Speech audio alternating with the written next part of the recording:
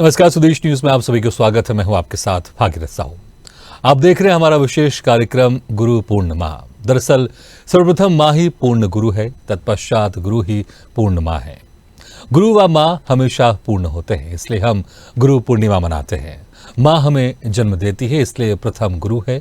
गुरु हमें जीवन देता है, इसलिए वो परम गुरु है। प्रथम गुरु माँ है, क्योंकि माँ ने हमें जन्म दिया। दूसरा गुरु पिता है, जिन्होंने हमारा पालन पोषण किया, पैरों पर खड़ा किया। तीसरा गुरु अध्यापक है, जिसने हमें अक्षर ज्ञान दिया। और चौथा धर्म गुरु है, जो हमें आध्यात्मिक बनाकर मोक्ष मंजिल तक पहुंचाते हैं। ऐसे ही गुरुओं को समर्पित और ज्ञापित है गुरु पूर्णिमा, जिसमें हम बात करने जा रहे हैं सांसारिक और लौकिक चेतना को जागृत करने वाले विचार प्रवाहक गुरुओं की। सबसे पहले बात करेंगे आध्यात्मिक चेतना के क्रांतिकारी प्रवाहक आचार्य रजनीश ओशो की, और उनसे बड़े नजदीकी से जुड़े स्वामी चैतन्य कीर्ति से हम बातचीत करेंगे। 8 साल की उम्र में दीक्षा ग्रहण की। बचपन का नाम उमाशंकर पांडे था। कक्षा 6वीं तक की पढ़ाई गांव से की। काशी में स्वामी कारपात्री जी के संपर्क में आए। संपूर्णानंद संस्कृत विश्वविद्यालय से पढ़ाई की। मौके पर, क्योंकि आज पूरे देश भर में गुरु पूर्णिमा उत्साह के साथ मनाई जा रही, इसी खास मौके पर हमारे साथ जुड़ रहे हैं ओशो धाम पुणे से स्वामी चैतन्य कीर्ति जी, और हमारे साथ वैभव नेमा भी ज्योतिश्वर से लाइव जुड़े हुए हैं। सबसे पहले स्वामी चैतन्य कीर्ति जी, आपका बहुत बहुत स्वागत है हमारे इस खास कार्यक्रम में। स्वामी जी, आज बहुत ही खास दिन है। अगर आज बात करें हम, क्योंकि आज आषाढ़ महीने की पूर्णिमा है और आज दिन गुरु पूर्णिमा के तौर पर पूरा देश सभी मना रहे हैं। आज के दिन खास तौर से अगर हम ओशो धाम की बात करें, क्या कुछ खास होता है, किस तरह से इस दिन को मनाया जाता है? ओशो धाम में हमेशा गुरु पूर्णिमा को बड़े उत्साह के साथ मनाया जाता है, और यहाँ विश्व भर के ओशो प्रेमी आते हैं और यहाँ सन्यास में दीक्षा भी लेते हैं। आज 30-40 लोगों की सन्यास में दीक्षा होगी जी। और ओशो से वो विधिवत रूप से जुड़ जाएंगे। ये एक उत्तर भारत में सबसे बड़ा केंद्र है ओशो का, ओशो धाम, जहाँ कभी भी 365 दिन लोग आ सकते हैं। उनका स्वागत होता है जी। और ओशो की ध्यान विधियों से नए पुराने सभी मित्र लाभान्वित हो सकते हैं। कई लोगों के गुरु हैं ओशो, कई लोग उनको अपना गुरु मानते हैं। खास तौर से वो कौन सी ऐसी पंक्ति, कौन सी ऐसी लाइन है जो अक्सर जो आज के दिन जो उनके फॉलोअर्स हैं उनको बताई जाती है? क्योंकि अगर हम ओशो की बात करें, उन्होंने तमाम मुद्दों पर अपनी बात रखी है और अपनी बात कई लोग उनको फॉलो भी करते हैं। आज के दिन खास तौर से जो उनके अनुयायी है, किन बातों को लेकर उनको याद करते हैं? ओशो ने अपने माध्यम से आज तक हुए सभी बुद्ध पुरुषों को फिर से पुनर्जीवित किया है, और उन सब की गुरु पूर्णिमा हम मनाते हैं।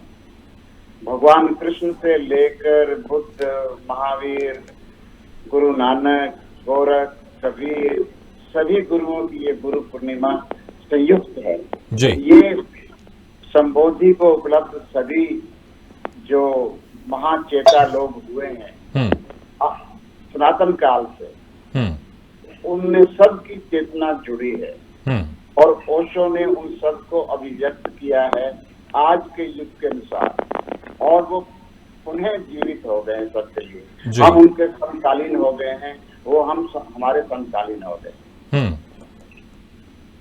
समय का भेद मिट गया है, और ये ओशो ने इसको नाम गुरु पूर्णिमा की बजाय अपने उत्सव को नाम दिया है ओशो पूर्णिमा।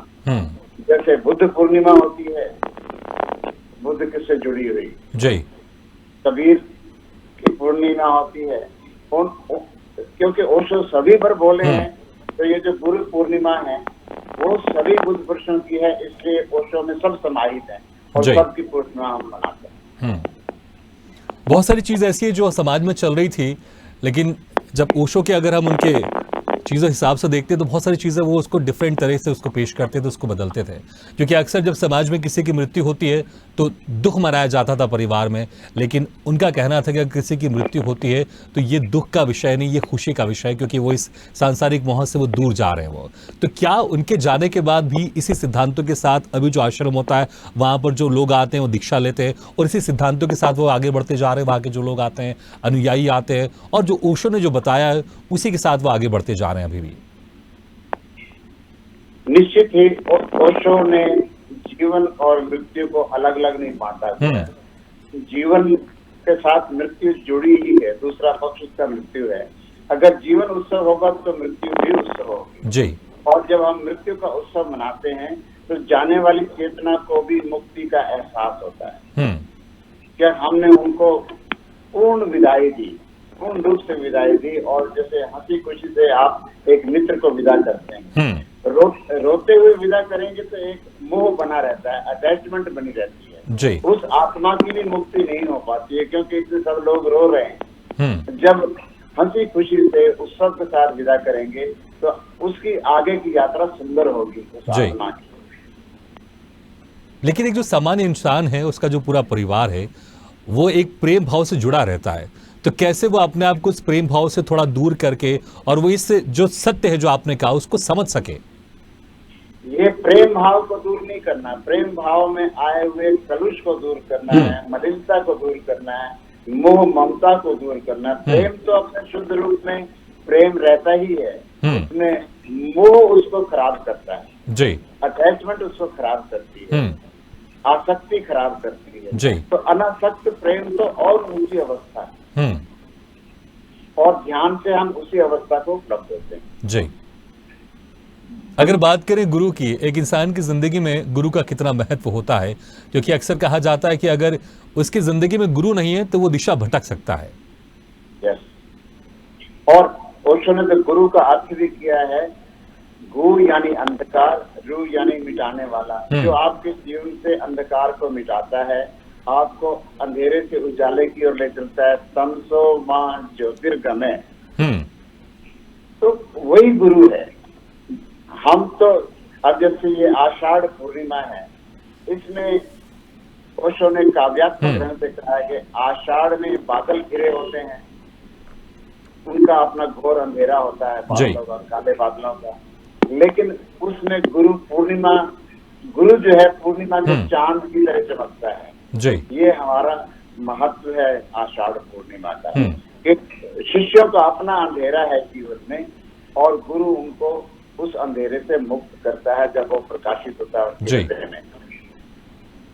ठीक है, आज गुरु पूर्णिमा है, सिर्फ देश के अनुयायी नहीं पूरे विदेश में, पूरी दुनिया में मनाया जा रहा है, तो जाते जाते आप क्या संदेश आप देना चाहेंगे कि किस तरह से गुरु पूर्णिमा मनाएं और किस तरह से संसार में उनकी जो खुशी के साथ और जो समस्या है वो दूर कर सके और कैसे इस जिंदगी का जो उनका लक्ष्य है उसको हासिल कर सके?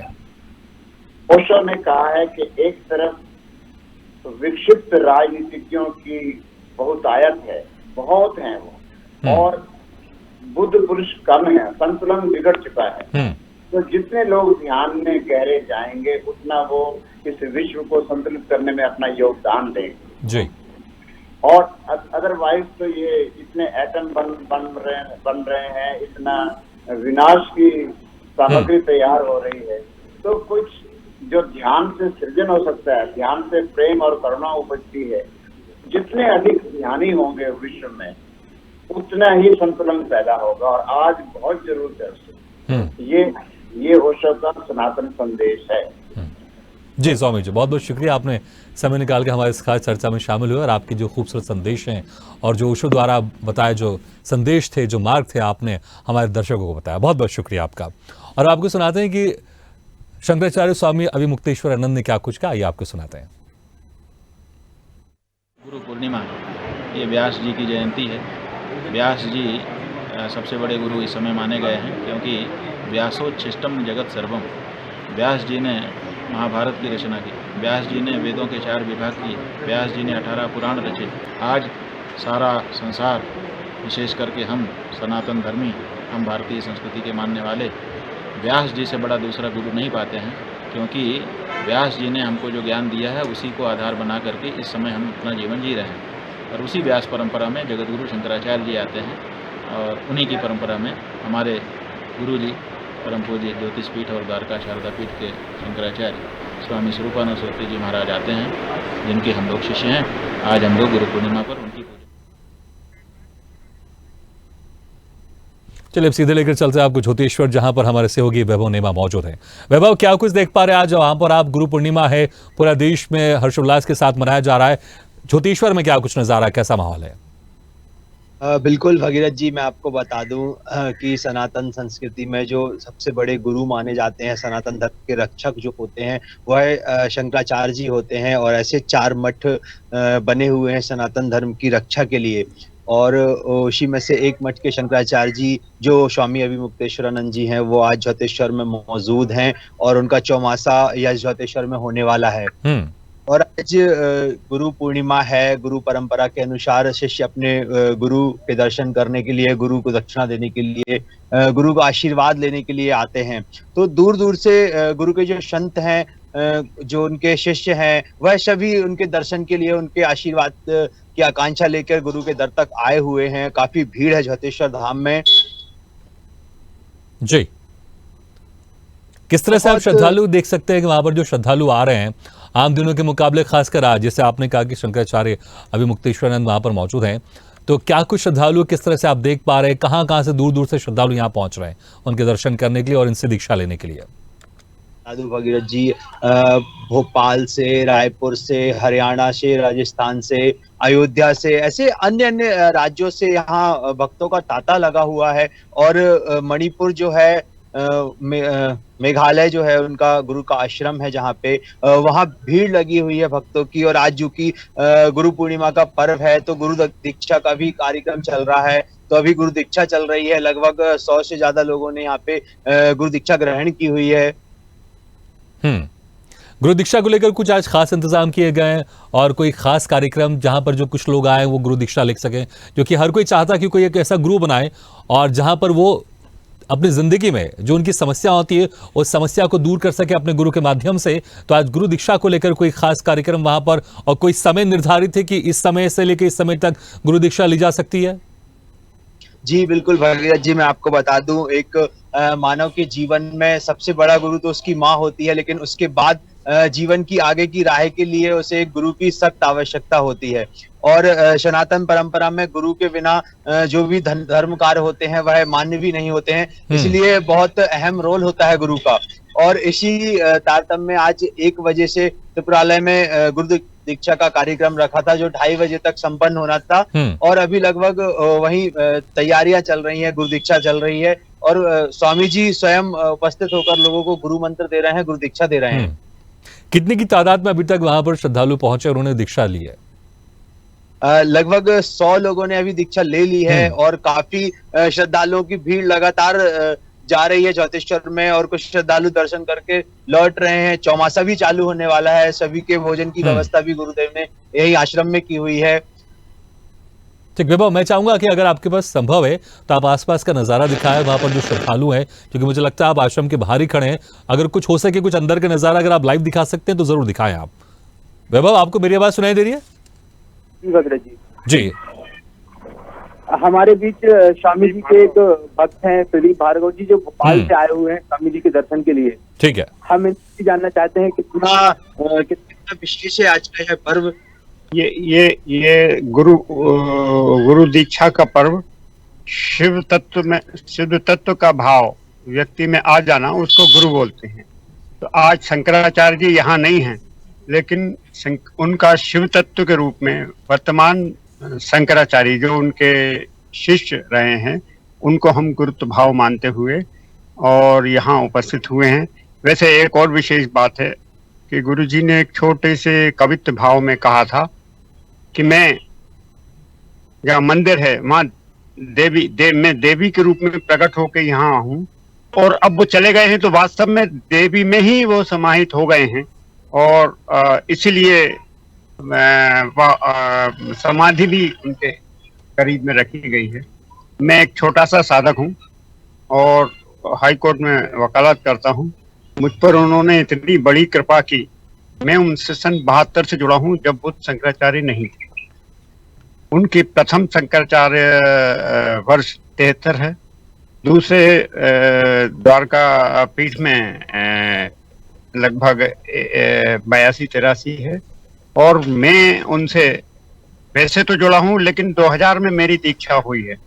मैं पात्र नहीं था, मुझे संभव नहीं था श्री विद्या की साधना करना, लेकिन उसके बाद भी उन्होंने मुझे ऐसा स्थान और ऐसी कृपा की कि आज मैं श्री विद्या की षोडशी विद्या, और बल्कि मुझे अभिषेक का भी आदेश दिया गया।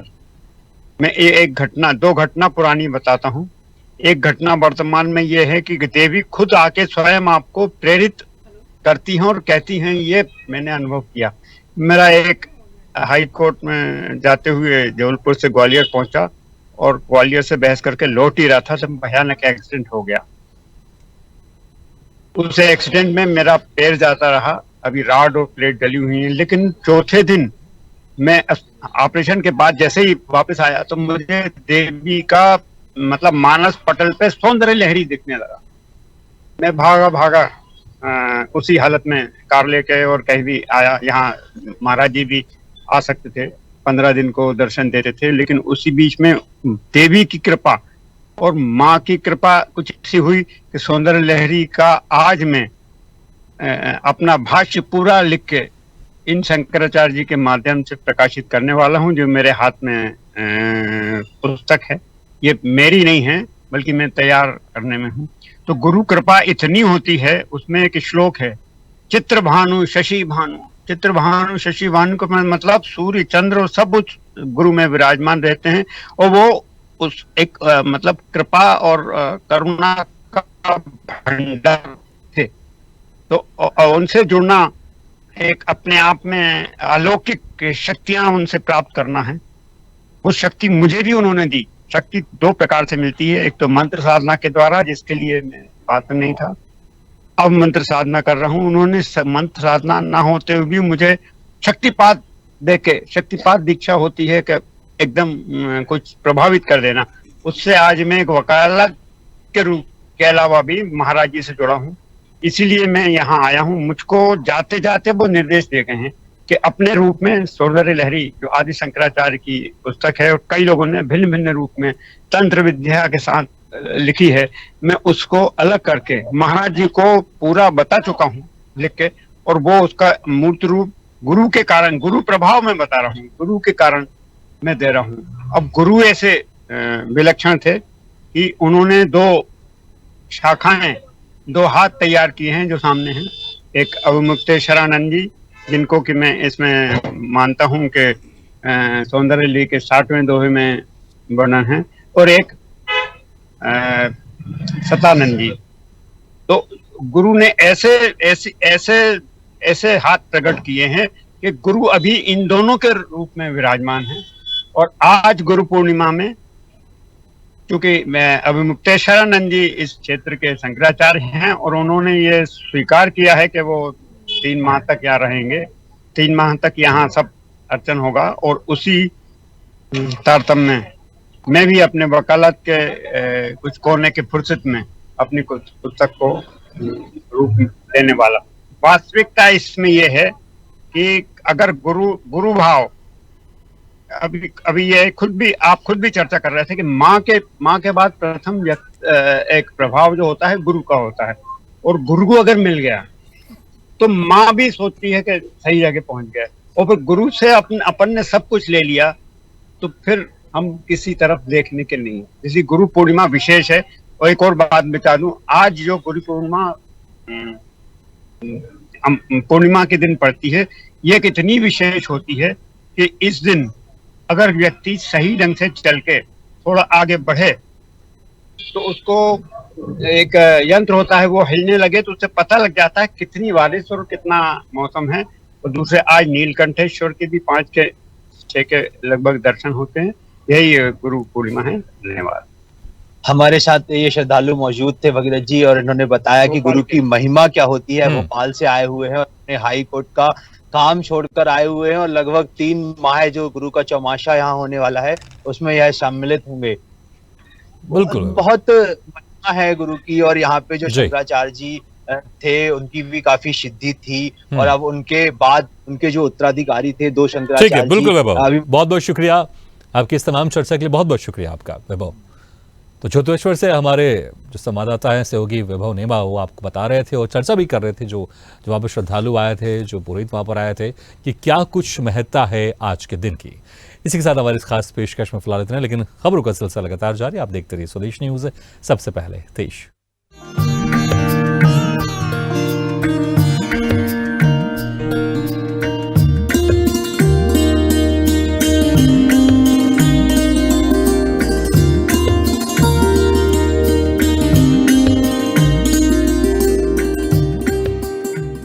ऐसी ही खबरों के लिए हमें लाइक करें, शेयर करें, फॉलो करें और यूट्यूब पर सब्सक्राइब करें और बेल आइकन दबाना ना भूलें। साथ ही ताजा अपडेट्स के लिए हमारी वेबसाइट swadesh live.com पर जरूर जाएं।